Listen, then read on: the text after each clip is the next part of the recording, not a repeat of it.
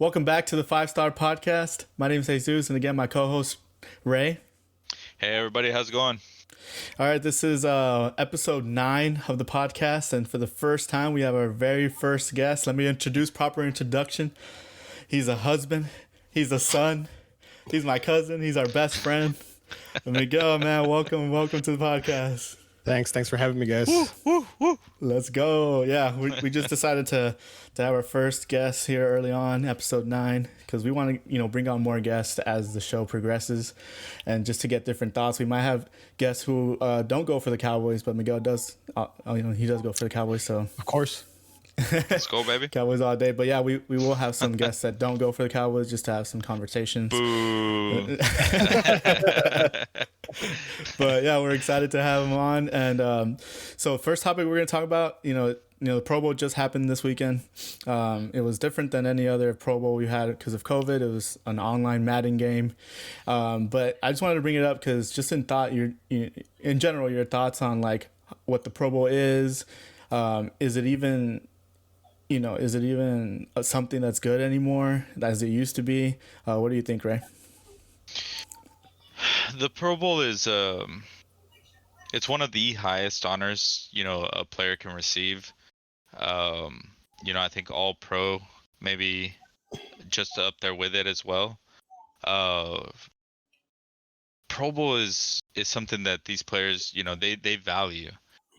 The game itself has, I feel, progressively gotten worse and worse every year. Now this year is interesting, right? Because COVID forced a virtual Pro Bowl. They didn't even get to go to a location, be it Florida or Hawaii, as it's been for the past several years. So we're in a position now where they did a game of Madden, which it almost feels like an all-time low in the Pro Bowl, but it's just the Pro Bowl in general. It's a game that doesn't matter. So the players, their main concern is not getting injured, which you gotta understand, right? I mean, these guys don't want to risk their career over a game that's just to mess around, just to play, and it's got no competitive edge, and it doesn't even seem that fun, really, to me personally. Yeah, no, I mean, there's a lot of videos online that keep popping up on my feed of the old Pro Bowl. But I think the Pro Bowl little games are fun, and they've been creative recently to try to get that attention. I think those are fun to watch. The game itself, it's just football. It's really hard to expect these guys to go full out, like you said. We don't want injuries. We don't want all that stuff to happen. But one other thing that I don't like about the Pro Bowl is the fact that when someone plays in the Super Bowl, or you can just say, hey, I want to be in the Pro Bowl, and then they announce another guy, like, oh, now this guy's in the Pro Bowl. So to me, it's like, I don't know, it's an honor that's like, sure, but I look at more of like the all-pro, team 1, team 2. I think to me, I put that as a higher regard. Like if you say you're a Pro Bowler, I don't know, I would have to go and look like, okay, were you like a first ballot Pro Bowler, or were you because someone got injured Pro Bowler? There's so many asterisks to that. Right. And so I would put like, the all team pros, I think a little bit better. But it was a different game. Miguel, you got any thoughts on that? What really can you say about Pro Bowl? Honestly, it's been every year it's different. Every year it gets worse and worse and worse as far as budget wise too. First we started at Hawaii, and now it's in Florida, and now we're doing Madden. I mean, what can you expect, honestly? Should they keep playing? Probably not. They should just do something else, have an award show, have the ESPYs. The ESPYs are pretty cool. I mean, why not just go with that? And like Jesse said, the Super Bowl, most of the players that go to the Super Bowl don't go to the Pro Bowl, even though they deserve to be in the Pro Bowl. Maybe have it after.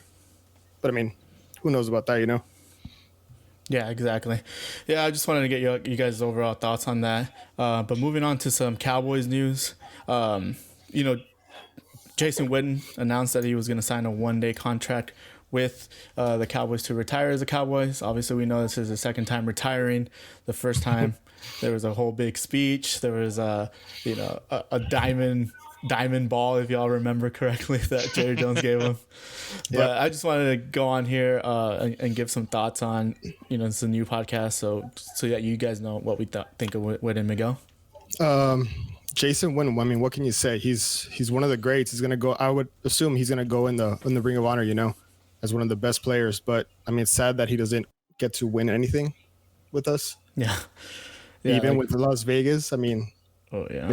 They tried, but they couldn't get him anything. But it's kind of sad to see an old player like that go without anything, just like Romo did and stuff like that. But yep, that's been the Cowboys, for the past 20 years. What about you, Ray? Witten, one of the all-time greats. He will be a first ballot Hall of Famer. Mm-hmm. I think his impact goes beyond football. People talk about his character, what he does for the community. And, when you hear him speak and when you hear him, well, minus ESPN, let's not talk about that. Yeah. But no, he did decent there. And, but, I think Witten, he's a leader, man. I mean, he's one of those guys that will give you everything every single day. Proud to have him as a Cowboy. He's one of those people that, yeah, like you said, Miguel, like, it is sad that we failed him. That is, to me, unjust. Yeah. We talk a lot about the state of the Cowboys, how long it's been since we've been in a Super Bowl, since we've been in an NFC Championship. It's embarrassing. Yeah. And really, I think more than anything, we have these great players come in and leave without anything. And that is the biggest injustice, not for the fans. To me, we deal with it. I mean, it's unfortunate, but I think to me, it's watching these great players just go right through, spend an entire career with us and not win anything. That's what upsets me about our current state. Yeah, I mean, it happened with DeMarcus Ware. It happened with Jason Witten, and could have happened with Tony Romo if he didn't do so well with CBS. Yeah, Jason, he's killing it over there. Yeah, and Jason Witten didn't do that well with ESPN, but yeah, he gave it a try, and then he's like, "Hey, I want to go back into football." He gave us another year, and yeah, I mean, he's been great. It was awesome watching him play. It was Romo's go-to guy. There's that play against the Eagles that everyone's gonna remember. He just loses the helmet and then just goes right through it's incredible. And before the rule change. Yeah, that's true. They saw him running down the field. Everyone's holding their breath, like, don't get hit. And you're like, just go down. He's like, hell no, I'm going all the way. All the way. Man, he didn't care, man. He puts the team first. Forget my health. Forget a hit to the head, man. He just got us all those yards, man. So many great memories, and then you hear also the stories with him and Tony Romo when they were they both came at the same time in the back of the bus.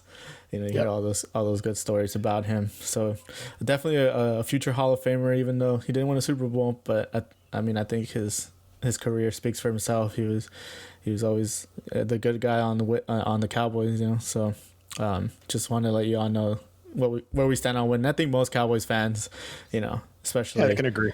Yeah, I can agree. I think he's like one of the few players where it's like you have something negative to say about him, of all time. And we've had a lot of greats with the Cowboys. But yeah, so congratulations to Witten and his retirement, and we'll see what actually we know what he's gonna do. He signed up to be a head coach for his high school team or his something around his kids high school team. Okay, I got you. Yeah, so that's gonna be good. Maybe I don't know. Maybe he could potentially be a coach in the NFL as he's running up through those ranks.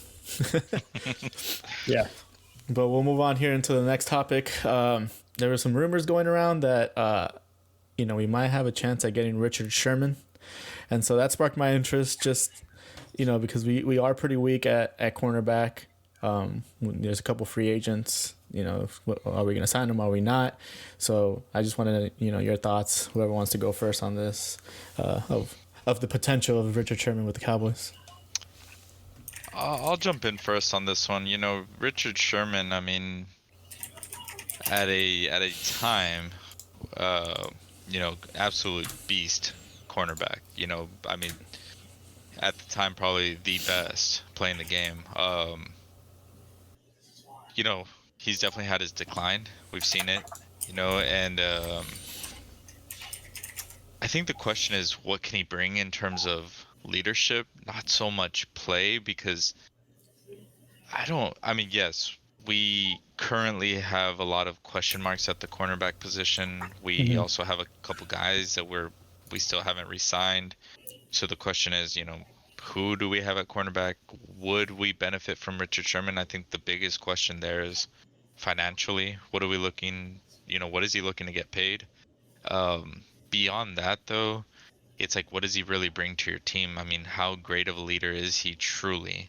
Is he going to coach up these young guys? Is he just there to, collect his paycheck? I think those are the things that you have to really consider if you're bringing in Richard Sherman.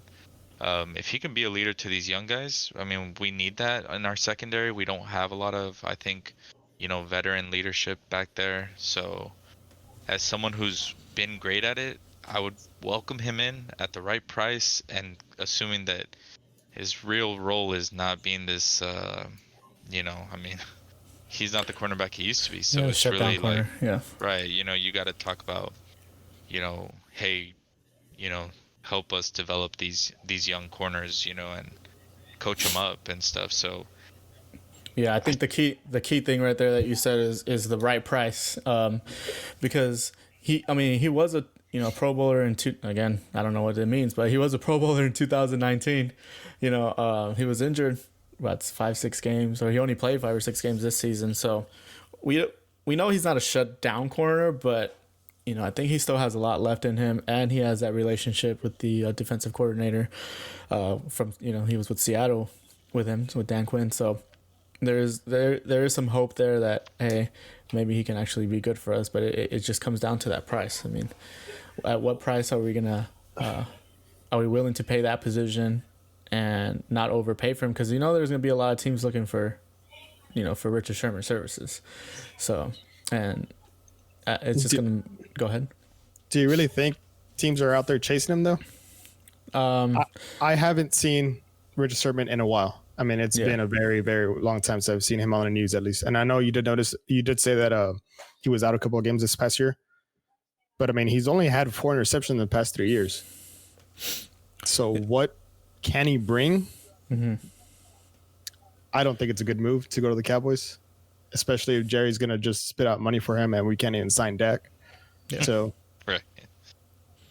No, that's a great point, because me and Ray talk about this all the time. It's like, making plays on the football, and we need corners, we need safeties who can do that.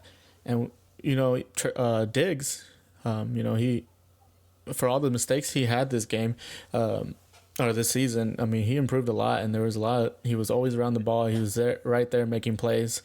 And so, can Richard Sherman be someone like that? I don't know if he can make plays like that, but I think he's like smart enough to know that where to be in the positioning wise, where he won't just get burned all the time.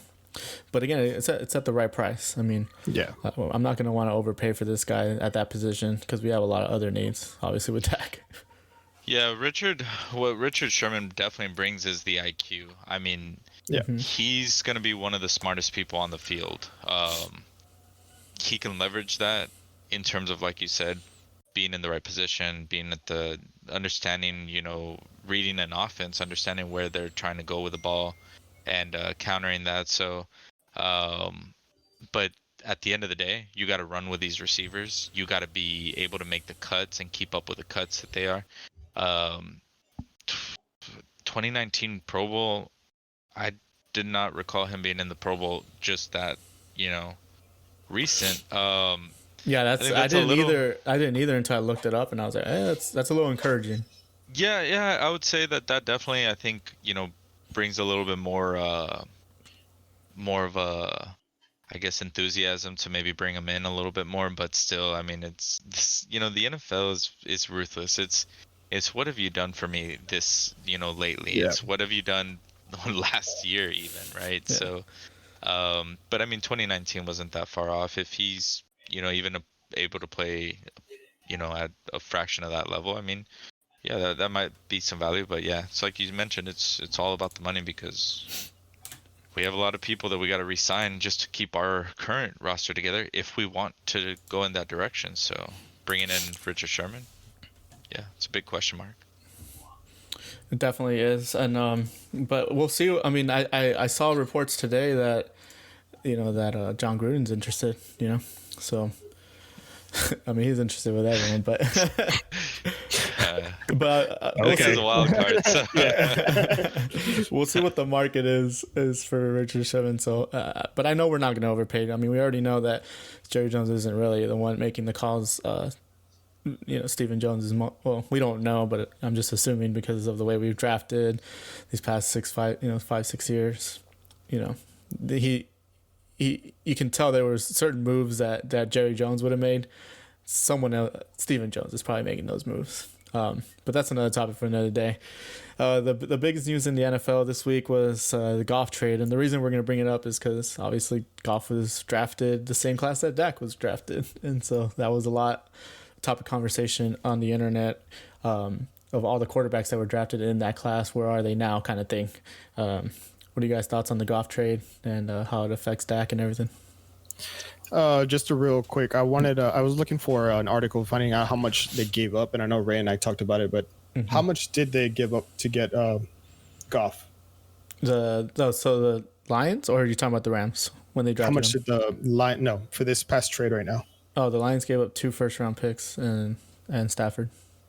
No, the Rams gave up the picks. Oh, the Rams. Yes, the Rams. Yeah, 2 picks. Yeah, gotcha. So they gave 2 picks and Goff for Stafford. 3 picks. So it was 3. Nice. I think it was the second or third this year, and then the next 2 years, first-round draft picks. And then also you got to remember that the Rams moved up to get Goff, and I think they gave up 1 or 2 picks. So first-rounders, yeah. Yeah, go ahead. So the Rams really screwed themselves over these past couple of years. They're not willing to invest. And I'm just reading another article saying that it really caught Jared Goff by surprise. He actually did not know that he was getting traded. So I'm sure that's going to bring up a lot of tension between whatever he's going to do next year for the Lions. Yeah, and it could definitely inspire him to play better. But I think towards the end, I mean, I don't know why he said that, because I feel like the writing was on the wall. They didn't start him that playoff game. He was injured, and then he came in because the quarterback got injured, and he played pretty well. So it's like, how injured was he? I think they had already given up on him. I think it's more of the communication. He didn't like it, but it never ends well. No, it doesn't.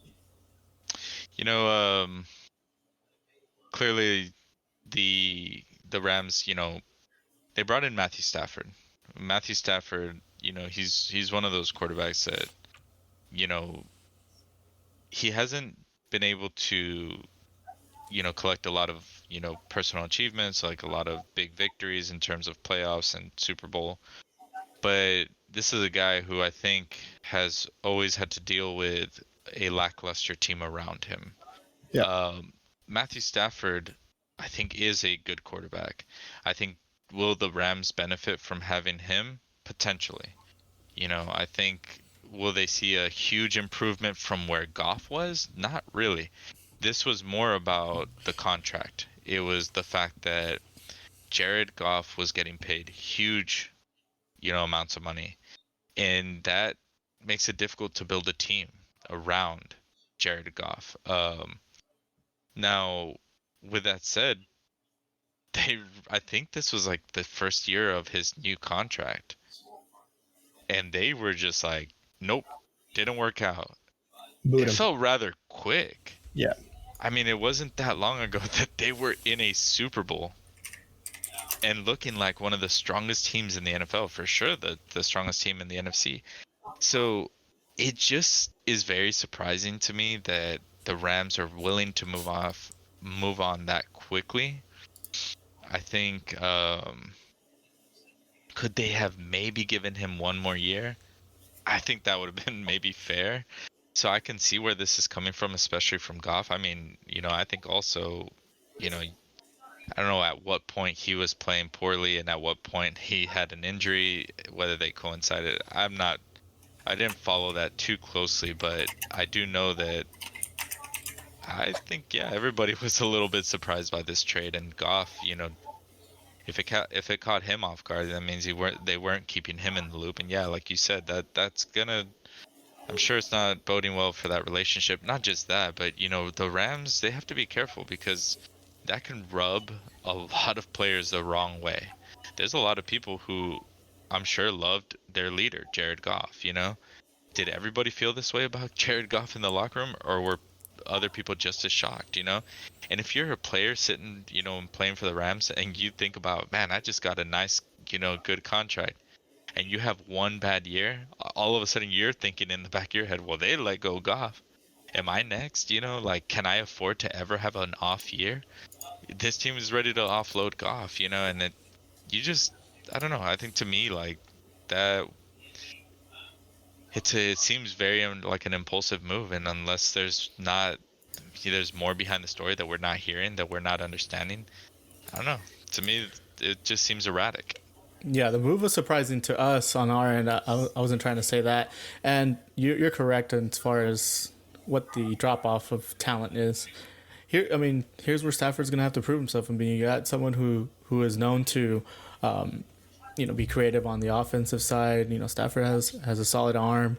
He's in those average to above average quarterbacks, and they have some good pieces on defense. So they have a good team, and it's going to be up to him to show how good he is. So on that end, I think Stafford, it's his time to show, like, hey, am I going to be what people thought I am, or am I not? But the way you brought it up in terms of the salary cap, or not even the salary, just the salary itself, that's a good move because it's you get rid of all that contract. You get someone who, at worst, is just a little bit worse than Goff, and that gives you the flexibility to then, because quarterbacks are always changing. Maybe getting this other quarterback, or trying to find the correct quarterback at the right amount, so that you're still able to keep your team good, and that just shows how confident the Rams are in Sean McVay, because obviously this trade didn't happen without the owner and the GM. But at what point, what do you have to offer other teams? You're giving away your picks. Yeah, I think the way they look at it though is, hey, we're gonna be competitive, so those picks are gonna be irrelevant. Like we're gonna be in the playoffs.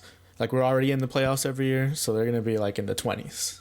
But don't you think that the playoffs is because of Jared Goff? Yeah, one can say that. That's what we're about to find out. It's like how big of a drop off is really is Stafford. What they're feeling is probably Stafford can get them to the playoffs, and then we'll see what goes on there. And that they would only do that if they felt Stafford could do that, especially at a reduced salary. Yeah, I don't think they're wrong there. I think Matthew Stafford. I think this is like you said, it's a great opportunity for him in his career to be with this like loaded roster, and all of a sudden it's like, oh, this is gonna be fun. If I'm Matthew Stafford right now, I'm the happiest guy in the NFL 100%. Yeah, I just got my team like incredibly upgraded. I think the Detroit had some things going right for them. I think they were starting to show like improvement in certain areas, but his roster just completely flipped around, and his coach, he has one of the best, what's looking like one of the best coaches in the NFL in Sean McVay. So yeah, if I'm Matthew Stafford, I'm super excited right now. But ultimately, yeah, this is now where you have to show like, hey, just how good am I? I think the Rams aren't wrong though. I think, Matthew Stafford is a guy that can come in, do the work, and I think he's very capable of potentially just like skyrocketing and taking them to the playoffs. Either that, or he's just gonna fall short, and then they look like. And that's the thing about Stafford is like, I'm not surprised on either end. Well, and here's the thing. The thing is that the Rams, worst case, they got rid of this massive contract, right? Yeah. So worst case, they freed themselves of that. So no matter what, if Matthew Stafford produces, it's a huge win for them. Yeah. But if he doesn't, they still won because they don't have that massive, Goff, contract. This is how they lose. If Goff goes to Detroit and takes them to and tears it up and just shows that he's like this, wow, he really is a super elite quarterback. chances of that happening aren't great, especially being in Detroit, but it's possible. Yeah. Jared Goff, he's not a bad quarterback. So Yeah, I mean, can he do it? There's a risk to everything, though. Even like just Miguel keeps bringing up the picks. I mean, let's say they have something similar to what we had, injury galore, and then now not only are you not in the playoffs, and now you gave up all these picks. Like at least we still have our pick, fourth. Like if that happened to them, they would obviously lose that fourth pick, and but that's a risk. I mean, I'm not saying that'll happen, but those are things that you think about. I would think if you're a GM. Yeah, and also like eventually you're gonna.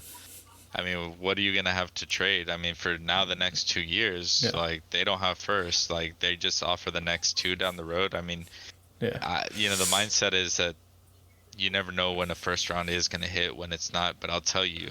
Well, speaking of when it's gonna hit, this is why I wanted to bring it up, because out of all the quarterbacks in that draft, the only one that's left as a starter that they got drafted to is Dak. So it's like it puts us in a weird spot, man, because it's like everyone's still, I don't know about Dak. Obviously Dak is great, but I mean Goff was great last year. If you're talking to Rams fans, and so was Wentz, yeah, and so was Wentz last year. It's just like, oh no, is this the Kurtz class, or what are your thoughts about Dak being the last one there standing? I honestly think, I mean, hate to say it, that Jerry Jones won on the waiting out. Dak is not going to get paid that much as he wants. He's not going to get paid the 47 mils, something like that he wanted, and he's going to get a regular quarterback contract. I mean, yeah, that's the negotiating. Yeah, it's just so hard now, because it's like, okay, they overpaid for Wentz, they overpaid for Goff. And those were the 2 contracts that Dak was specifically like, I want to be paid more than them. But it's like, no, they got overpaid, dude. And there was like reports this week that Dak there was like some specifics where his brother had tweeted that they offered the 5th year to him and he still rejected. So I don't know, that whole, once that breaks, I mean, we're gonna do a podcast about it, but it's just all over the place with that.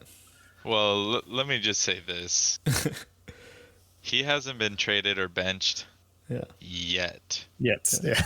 We don't have him under contract. I mean, he's set to be a free agent.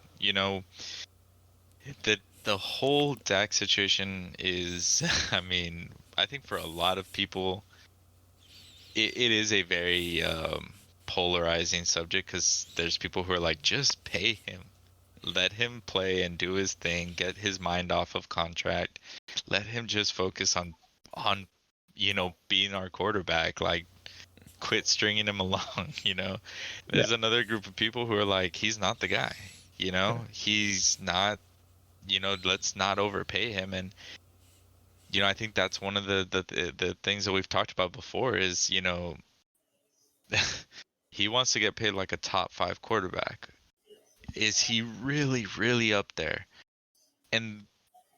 But the flip side is, if you don't pay him, who else do you have? Who else do you get? And that's where it gets tricky, because there's not a lot of, just great options just lying around, and even in a draft, the top quarterbacks go so early that, you have to give up picks to get them, unless you're just, bad, like the Washington football team, or not Washington football team, like the Eagles, or these teams that are like picking number 1 and number 2. Those are the teams with a real shot at those at those players. And I think we're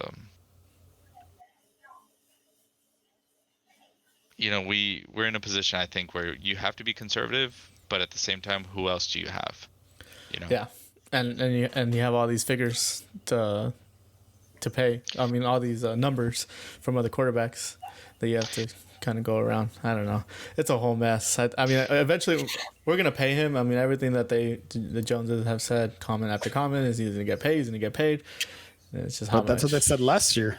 Yeah, that's they say that about every quarterback, every player before they trade them. It's trying to Oh control the media. yeah, you know, Jared Goff isn't going anywhere, and boom, he gets traded. Or he's our quarterback for now, and it's like, oh okay, but for now it really means for the next 3 weeks. So I mean, what they say means really nothing at this point. And then on top of that, I think what's interesting is as probably if you're Dak's agent, these trades that they're looking to offload Carson Wentz. I mean, there's rumors of him being traded, and then Goff just got traded, and these were these mega deals that they were pointing to and saying, well, we want to get paid like that, Yeah. And now if you're his agent, you're not referencing those deals because you're like, oof. That's why you don't pay. Exactly, right? Now you're concerned with actually paying that if you're the Cowboys, because you're like, well, look at those two deals. Now the Cowboys are pointing at those deals and saying, we don't want to end up in that situation. Let's get somewhere more conservative and let's build a good team around you. But does Dak deserve to get paid? He has done so much for us, and he's gotten paid so little. He needs to get paid, but just how much that's where it gets complicated for sure. Yeah, but moving on here, speaking of a quarterback that has been paid very handsomely, into the Super Bowl predictions. I know we did it last podcast, but we're going to go ahead and recap our predictions and, of course, get Miguel's take on the Super Bowl, the big game this weekend. Patrick Mahomes, Tom Brady, the GOAT, and the future GOAT, maybe already GOAT. Maybe already GOAT. So premature. I got a lot of say about that, Joseph. All right, real quick. Let me just do the recap of what we had predicted. Ray, I don't know if it's changed. So we had a whole week to think about it. Ray predicted 42-38 Kansas City win. I predicted 35-27 Kansas City win. Miguel, we'll get your number prediction in a second. But Ray, has it changed? Anything? Your thoughts?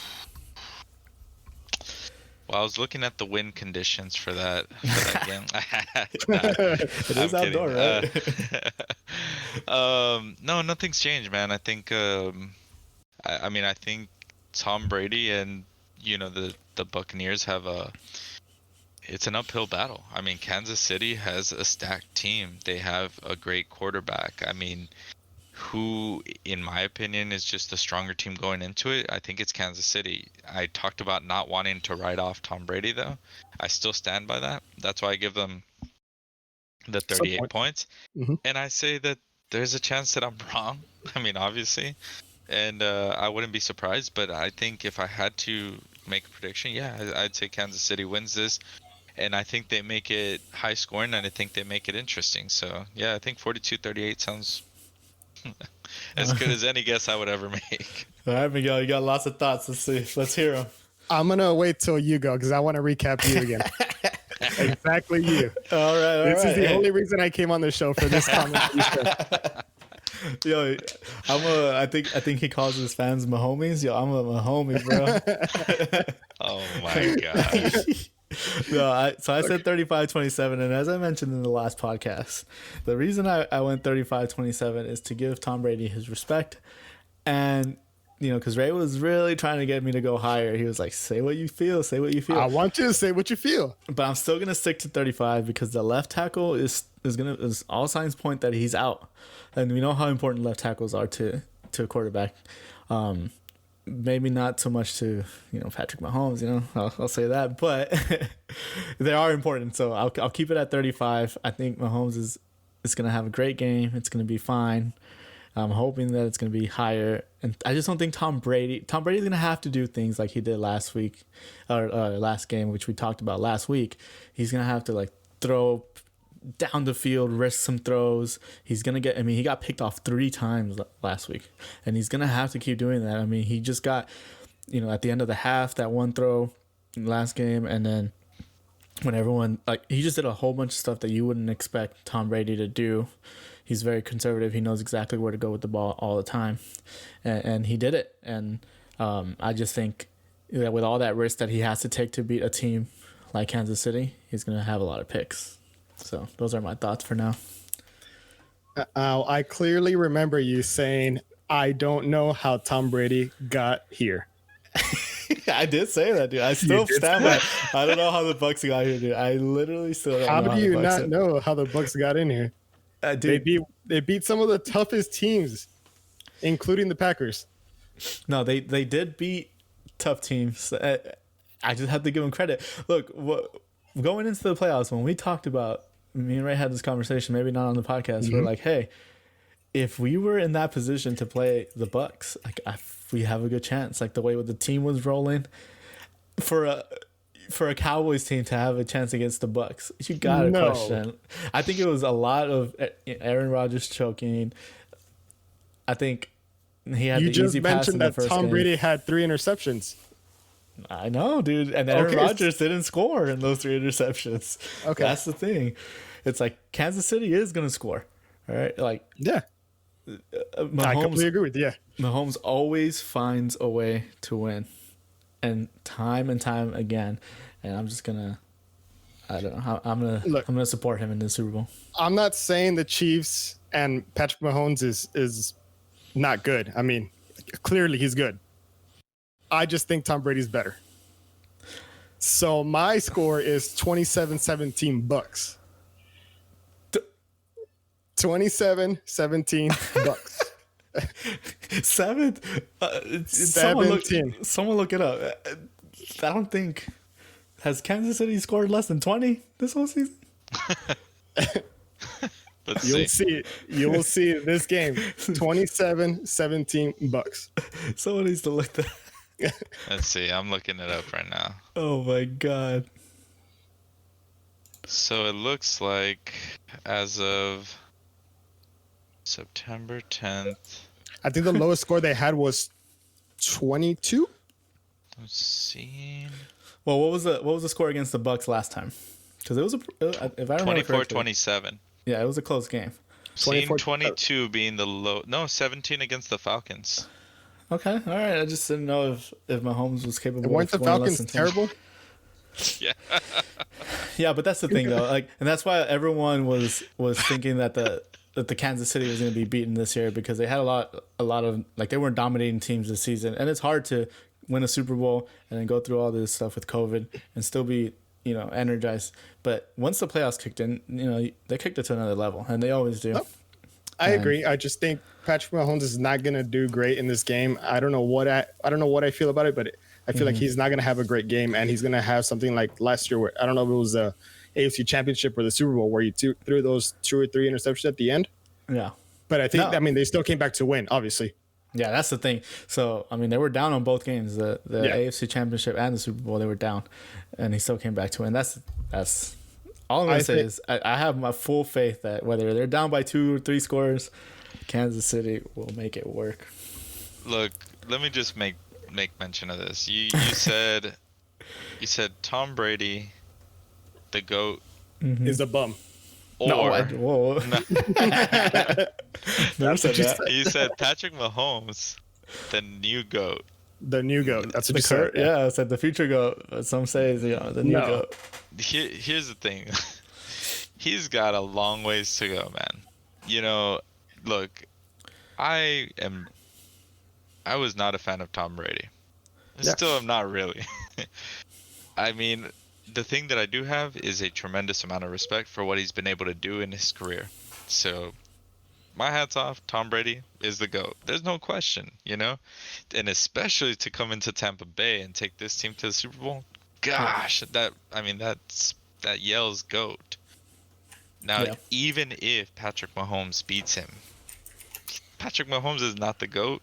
No. Tom Brady's still the GOAT. He's got a long way to go. It's a full career, and I've always said, even because I'm a big LeBron fan and people hate on me for that. People bring up championships of Michael Jordan the same way people are going to bring up, championships of Tom Brady. It takes a full team to make it. It's super hard to make, and the Patriots made it look easy for so long, but it's not that easy. And Tom Brady made it look easy for so long, but he had a lot of good teams. And that's the only way you're going to make it to the Super Bowl, is to have good teams. So I don't know if Kansas City will always have a good team around Mahomes, but I know as a talent, I already see it. And he just needs to show that consistent talent for that many years. I think he'll achieve it, as long as he doesn't get hurt, obviously.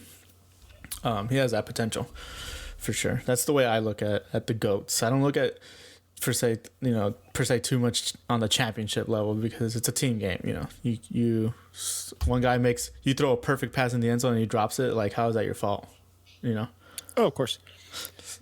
No, but then you throw a perfect pass on the next one. Nah, I know what you're saying. I mean, you're right. It is a team game, but I think all the more reason that Tom Brady didn't always have this perfect team all around him. I mean, he's had to make do with some teams that, you can say, how are the Patriots in here with this roster or through all the injuries that they faced all year, and they're still in there, and then they still win it, and you're just like, how? He's done that year and year. So you say, how are the Buccaneers here? Because of Tom Brady. He's done that with the Patriots in the past. Like, well, the Buccaneers have a lot of talent. No, of course, they do have. I'm not saying they don't. Yeah. I said you said that. I didn't say that. I know how Tampa Bay's in there. You were the one who said. No, I'm just saying slid in. Yes. They slid in. Even with all that talent, they didn't play like they had all that talent this whole season, and even into the last game, they have so much talent that they should be able to blow this, especially with Tom Brady knowing. He's at that level where he knows everything that's going on the field, and he has so much talent on the wide receiver. They have Dominic and Sue on the defensive end. It'll be a close game, but I just say that because I actually don't think that. Dude, I'm telling you, you need to put what you actually think. I want to know what you say. Yeah. No, I'm gonna keep it 35-27. When I see 35-32, it just reads lie to me. Lie. I feel like you're just 35-27. I said 35-27. 35-27. You're right. Yeah, but to me that's just you. That's fear. I think that's what that is. Like, just say what you feel, man. Don't. If you feel like it's gonna be a blowout, put it on there, man. Put it on paper. Let's see. We'll talk about it next week. I kind of also think you're forgetting that Tom Brady's playing at home, and that's a big advantage. Oh, speaking of that, they tried to get the cannons, at Tampa Bay when they score a touchdown. They tried to get that approved, and the league voted on it, and they said no. Why not? I didn't know it's why. Like a home field advantage type thing. It is a home field advantage. This has never happened before. No, that's interesting. But I understand though. Was it really going to make an impact? No. But mentally, can it like fire your team up, and can it create a slight advantage? Yeah. I think out of all years, I wouldn't have cared because it was already weird playing in the stadium most stadiums around the league without fans. So it's like they didn't really get to feel that Tampa Bay, crowd with the, and all that stuff. Yeah. So, but whatever. They said no. But those were those. Shut it down. Any last thoughts on the Super Bowl? What was I know some news broke out today about one of the staff members had COVID. Oh yeah, that was funny. So we're recording this. Okay. On COVID is funny now. How is that funny? No.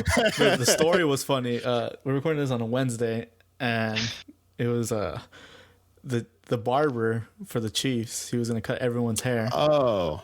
And they found out he had COVID, and as he was doing one of them, they pulled him out, and he was supposed to do the whole team, like Mahomes and everyone. It was just crazy. They're like, so I thought it was funny because whoever was in that middle of that cut didn't get the cut. Dude, you can't leave me like this. Yeah, he's like, sorry, we gotta get him out. Yeah. Okay, that's pretty funny. Okay, that's funny. I didn't know who it was, and I don't know if we'll read up on it, but I just thought that was funny. They were like, yeah, mid cut. They were like, you're out. You gotta get out. He's already been here. Let him finish. Come on. So, but no, that was good because that's crazy how they wouldn't have cleared him first. Like, I guess maybe he might have been cleared, and then I don't know how often they do the testing. That just seems like somebody dropping the ball big time. Yeah. Yeah, but I hope there's no COVID delays like that because I do want to see this team, these two teams go at it as full strength as possible. It's already gonna suck that the left tackle is not playing, or at least for now. But any more thoughts on the game? I mean, this is, I think this is actually a Super Bowl that I'm really excited to watch. There's been Super Bowls in the past that, hey, you get excited about. There's some that you're just like, Yeah, that Bears Colts one was not good. Yeah, It was good in the beginning, but there's certain Super Bowls like that where you watch just to watch, but not really exciting. This is one that I think is really interesting, and I think it is. It's like, it's like the old generation versus the new generation. I mean, Yeah. And I think it's interesting to see, like, hey, Tom Brady's still battling out there, like, for his team. I mean, you hear all these stories where they're like, he's just telling people, like, hey, like, I think there was one of his teammates that was complaining about not making the Pro Bowl. And they're like, there's a better bowl that we're trying to get to. Like, forget the Pro Bowl, man. Yeah. Like, you don't want to be in the Pro Bowl. You want to be in the Super Bowl. Yeah. Gosh, that's just like, that's intense, but that's who he is, and that's why he's been successful. So you see that, and you're just like, gosh, like, Tom Brady's legit. Like, just. But on the other side, we talked about it a little bit last week. 17 makes that mistake, and then they came out with that clip because we had talked about, like, they probably went in there and they told the guy, hey, don't worry about it, on the last pod. And yeah, sure enough, on that clip, Mahomes, first one to go up to, hey, don't worry about that. Get over it. You're going to have more plays in the rest of the game. Boom, scores a touchdown. Boom, goes for 50 yards. It's like your quarterback is the face of the team. So I feel like you need that vocal quarterback or someone on the team to be, the vocal person. And Tom Brady is that person too. He'll get on you if you're messing up, and he'll help you out when you're down. So. Yep. Patrick Mahomes, though, I mean, he shows, how bright the future can be in the NFL for quarterbacks. I think for a while there we were, like, who's the next person? Yeah. Right. We're kind of waiting, like, man, we have all these great older quarterbacks, like, Drew Brees, Tom Brady, Philip Rivers. Yeah, you got all these, greats who are getting older, and we're kind of like, well, who else do we got, Yeah. And now you got all these great young ones coming through. Deshaun, yeah. Exactly, and and I think it's exciting. It's good to keep that level, in the league. I think the crazy thing, though, is the expectations that they have just straight out of college. Like, the expectation is for them to come in and just immediately, hey, man, this, lead this team into a Super Bowl, or else it's a bust. And it's like, what? Like, that's crazy. Tough. But it's tough for some of these quarterbacks. There's no more build up anymore. It's just go big or go home. Exactly. They're not looking for a guy to develop for 3 years behind a vet. They're looking to bring someone in that can win now, and it's asking so much of these young guys. But Patrick Mahomes, I mean, a lot of credit to him. He's done it in a really short amount of time, and he's killing it, man. I mean, he's doing it better than like some of these greats. So yeah, a lot of credit to him and the Chiefs, man. I mean, we talk a lot about Tom Brady. We've talked a lot about his achievements. But it's exciting to just watch Patrick Mahomes every single week, and which I did most of the season. Yeah, it's fun to watch for sure. Well, those are all the topics I had for today. Miguel, thanks for joining us. Do you want to say some stuff to the fans? Thanks for having me, and we hope that Tom Brady proves you wrong. We'll see what the scores. You won't be here next weekend, but you'll be a guest in the future, especially once the season gets started, and even before the season, we'll get you back on. Like I said, we're gonna try to do a lot of these where we have guests on. It just makes it more fun for us as well. Bring on Cowboys fans, bring on, like, my brother, a Steelers fan. We have some friends who are different fans. But I appreciate you coming on the pod with us. I hope you had fun. Yeah. Thanks for having me. Yeah, absolutely. So with that said, guys, thank you all for listening again. If y'all are watching, it's going to be up on top right. Twitter is at @5star_podcast. Facebook is /5star podcast. Miguel, actually, do you want to give out your socials, or do you not care? No, I don't care. We'll try for next time. And Ray, any last words? Nah, just thanks for tuning in, guys. We value your time, and just throw some comments at us, man. Just let us know what you want us to talk about. Any questions, any anything you want us to bring up, put it out there. We'd like to hear it. Yeah, give us those stars on iTunes, and then wherever you watch this, definitely comment below and see what topics y'all want to hear as Cowboys fans. But with that said, we'll see you all next time. Later.